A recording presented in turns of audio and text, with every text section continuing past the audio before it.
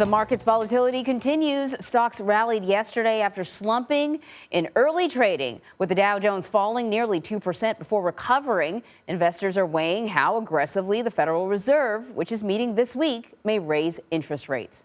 Lawmakers in New Mexico are considering whether to tax tickets on Virgin Galactic's space flight as a way to collect revenue. The state's legislature produced a bill seeking to close the loophole that excludes space flight passenger tickets from gross receipts taxes. But today's top story: privately insured Americans no longer have to pay for at-home COVID tests following the Biden administration's rule that took effect earlier this month. However, some insurers are requiring members to shell out their own money first.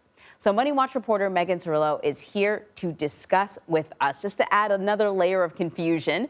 When all you want to do is get your hands on these tests, how are health insurers going about reimbursing members, and what can people do if their insurer doesn't have a direct coverage option?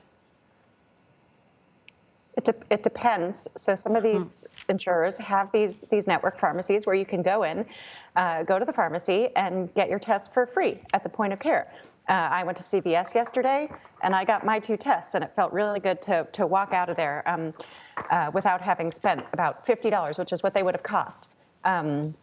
Insurers had to stand up these programs really quickly. The rule just went into effect January 15th, so not all of them have networks in place. And in some cases, consumers are required to save their receipts, even save their test packaging, and fill out a form, ask for reimbursement, and wait up to a month, depending on the volume of receipts that have been submitted, to get that money back. You know, before the federal government was providing these tests, I, like many other people, I was scrambling to find tests. And I found some tests on Amazon, and I bought them, and they got delivered. And then it occurred to me that I didn't even know who made these tests or where they came from. So the Federal Commission is warning people about scammers posing as legitimate sellers of at-home COVID testing kits.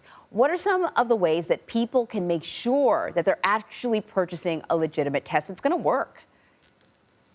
Right. Unfortunately, because there's such high demand and these tests are in short supply, some scammers have popped up and are selling unauthorized tests, or they're not selling you anything at all. They just want to take your money and run. But what consumers should do when they're looking for tests is they should cross-check the name of that test against the FDA's list of tests that it has issued emergency authorization to. We've linked to that list in our story on MoneyWatch.com. Only about a dozen of these rapid over-the-counter at-home tests are authorized. So be sure you're purchasing one of those when you go online, when you look for something that's in stock. That's the best way to ensure that it's authentic, and that's the only way you'll be reimbursed. These insurers make clear that they only reimburse for tests that have that FDA emergency use authorization. No, that's good to know. Megan, thank you very much. Thanks, Anne Marie.